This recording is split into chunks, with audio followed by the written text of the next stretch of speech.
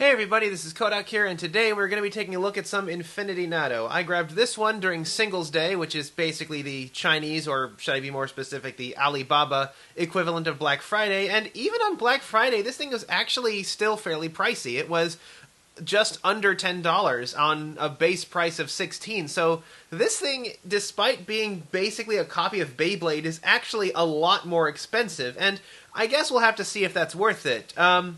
This particular one, at least according to the pamphlet I picked up at Toy Fair, is called Glittering Butterfly. It is, to my understanding, an endurance-type top based on the smooth and wide outer ring here.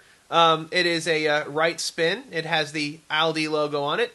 SFS, whichever that is. I think that's part of that sort of combined system. I've seen the combiners for sale, but those are like $35 a piece. I guess they use some pretty fancy tech, even on places like Taobao and stuff like that. So not terribly easy to get these. Like there's one seller on AliExpress who had these, and this was their cheapest one. So this is the one I grabbed. So let's take a look. We have something that's kind of interesting about this box is the way it is done. Is you have sort of something like the Japanese style box where you have all of the images on the outside, but you flip it around, and suddenly it's like an American style box where you have the window where you can see what's inside. I mean, that's nice. A lot of people like to see what they're getting inside here. So here's the top. This is the tip here. Looks like a very basic kind of point tip, the kind you see on like an endurance type. And we have the launcher here. The launcher is kind of interesting. Looks like it's made out of a couple different pieces of plastic. There is an R right here for right turn. There's an in here for where the cable goes. We have a lot of other stuff on here. We have what looks like some sort of seal of authenticity. I'm assuming this is a legit one. It's way too much effort for it to be a fake. We have 1, 2, 3, 4, 5, 6. So it's a six layer top here. It has the top bolt. It has a core piece, top plastic, a metal, a bottom plastic, and of course the tip. So this will give us a chance to dare to compare. Let's see on the side here. Oh, it's a bit damaged there. I did get this done on the cheap. It looks like a picture of what the character is supposed to be. And here it talks about an icon card. Okay, so the code card, I actually got one of those in with Ellie's Immense Shark. So this one was actually kind of a hard plastic, but it had like a scratch off, like Lotto scratch off that gave you an online code. So I guess if that was in here, then that would be pretty definitive proof that what I've got is the real deal. So let's take a look inside. So let's just take this out here. Okay, we got some literature along with this. We have a banner with what looks like a few of the different ones that are available, including the version of the glittering butterfly that splits apart. Here's a better version of what the glittering butterfly, I guess the spirit, looks like. It also has some recommendations of the other ones to get. On the back we have a comic page here.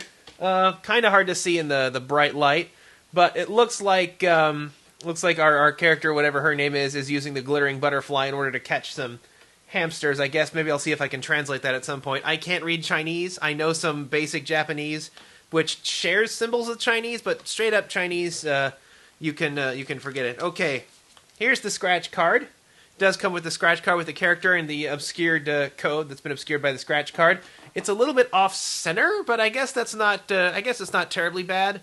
And on the back, it has a stats with some QR codes that you scan in the back, of course.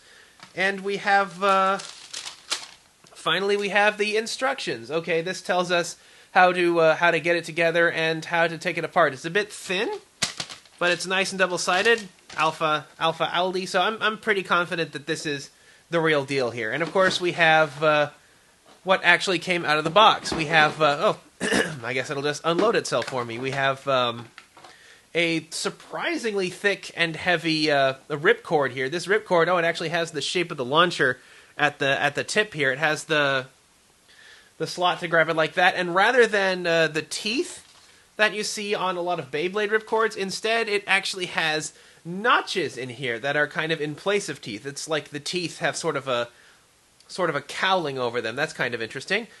We have our launcher. It actually looks pretty complex here on the back here. It doesn't have like any sort of super long prongs or anything. Instead, it has these grips, and I'm going to assume these grips are what hold the top in place so that it can be gripped to launch. That's kind of an interesting way of doing it.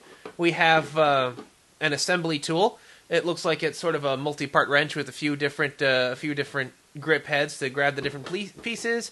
And of course, we have our glittering butterfly, or at least part of it. Let's zoom in on this one. And here we have our glittering butterfly, our top piece here, pink, and it says Aldi on the top there. It's a heart with a pair of what looks like angel wings. Not really what you'd expect from the name glittering butterfly, but here's the top here. We have the metal ring, and we have what looks like a little metal point on the bottom, so it looks like you can run this thing even without installing this attack tip here. The attack tip here, very basic point, perhaps a bit taller than some. It's just a basic fine point that you see on a lot of stamina tops. Probably not as good as the wide base that you see on regular stamina tops in fact. But let's have a look here. This thing looks like it has a lot of redundant systems. It's actually pretty large, even when compared to like my old school Dragoon I have here. This is an original generation Dragoon. This thing is quite a bit larger than it. So let's see how it comes apart here. So according to the instructions, I first turn it this way with the tool to take out the top piece, and then we use the tool again to unbolt that part, which ejects the core. Then we have the top plastic, the bottom plastic, and the heavy metal ring finally. So 6 layers. That's pretty cool. I think the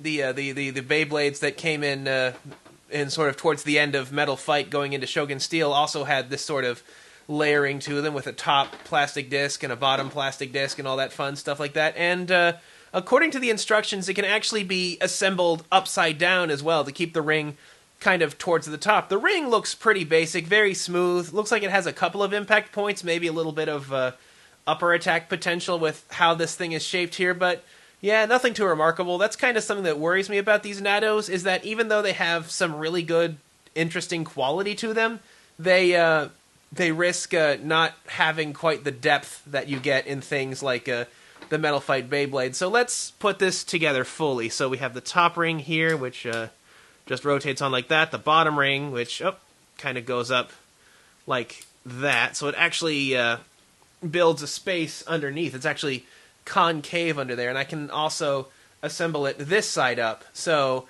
this part here can go in either direction. It can go in the top side like that, or in the bottom side like that. It can be hooked on either way. Let's go with the top side. Let's go with how it was originally.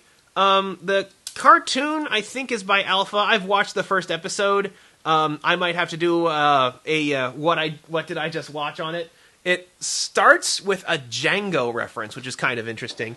Django, like the 1966 Western movie. That's kind of an interesting choice. So this thing actually has several layers here. Like this was actually just bolted shut on one case, and then this one also bolts shut. So that's 2 layers of bolting right there.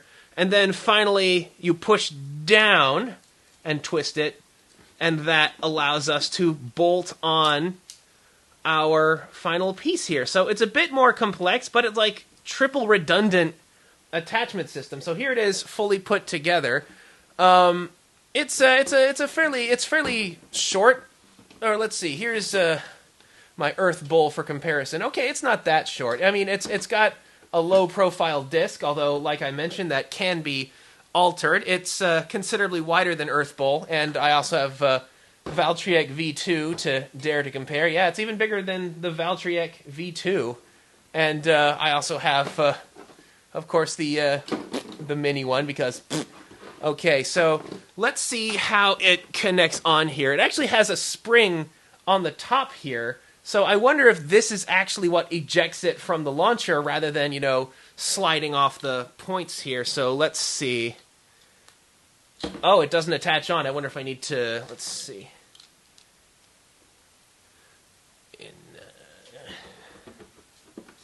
So that attaches on there, and oh, okay. So it only attaches on while there is a ripcord inside. Okay, that's kind of interesting, kind of fancy. So yeah, this thing's actually been pretty fancy so far with all of its interesting assembly points and things like that. So let's see how it performs. All right, let's try this thing out in the arena. I just have to say, holding this thing feels really powerful. This launcher here is actually pretty chunky. It's kind of chunky on the level of the Japanese burst launcher, and it actually feels heavier than the burst launcher too. The size of the ripcord, like I said, it really feels very, very, very powerful. And when you give it a rip, you'll notice something. Listen to what you hear. Did you hear that? You heard like nothing just then. The way it rips is what happens. What's happening is, normally on like a Beyblade rip, you like hear a lot of ratchet sounds. I didn't hear a thing when I pulled this. This means that 100% of my force feels like it's going into the top, and the tops are super heavy. They're going to have a lot of momentum to them. And like I said, this is probably the lightest one that they've made. This is one designed for stamina, so we'll see how well it spins on the arena. It seems to be wobbling a little bit here. Let's take a closer look. So that's actually pretty smooth there, taking a look at that. So, yeah, this thing's pretty neat. It has a pretty good amount of force to it. I don't know if it has the eternal spinning capability of things like my Earth Bull or anything like that. But, yeah, that's actually pretty neat. There's a lot of force behind this. Any of the lighter Beyblades, like the Dragoon or something like that, that's not going to stand a chance against the amount of force this thing carries. It's doing pretty well. It's been spinning a fairly good amount of time. Well, it's starting to wobble a bit, though. But then again, like I said, the thing that makes this thing so interesting is the fact that it's just so heavy. And that wasn't even a very strong pull from me. I was wondering how much noise it was going to make, and it didn't make any noise at all. So it still has a lot going for it. Yeah, that still had a pretty good amount of... It didn't have much spin, but it still had a pretty good amount of power to it. Let's give it another rip. Yep, there it goes again. So, yeah, like I said, I feel a lot of power behind them because of how heavy they are. They feel very securely put together because they're like 3 bolts compared to the one that was used in Metal Fight. Pretty interesting so far. Really, these things kind of feel like a Cadillac. They're not like a knockoff Beyblade, not like a lot of the things like Rapidity or like Dracaspin or anything like that. These feel authentic. They're kind of a new thing, but I think the thing that has been holding them back from being released in the United States is just how darn expensive they are. These things, like I said, when I'm looking around, they're like base $16. The ones that split apart into 2 tops are like $35. Or at least that's the price that seems to be going around. So I think the dilemma is they're wondering how many people would be actually willing to purchase these kinds of fancy high-performance tops. I mean, I don't know if they do it in a significant enough number to warrant a buy. So we'll have to see if you can find them somewhere. Like I said, I found one vendor on AliExpress that was willing to sell them to me, although their Black Friday sale has since ended. But it's kind of interesting to see how it works. Let's see. Yeah, the launcher actually retracts a little bit when you put in the string. It actually retracts a tiny bit. So yeah, it's the combined action of the outward spring on the launcher and the inward spring on the top itself that actually allows it to launch. So pretty good right here. Maybe a little bit wobbly. I don't know if it's perfect. It's definitely a strong concept. We'll have to see where it goes from here. But until next time, this is a look at Glittering Butterfly by Aldi, and until next time, this is Kohdok signing off.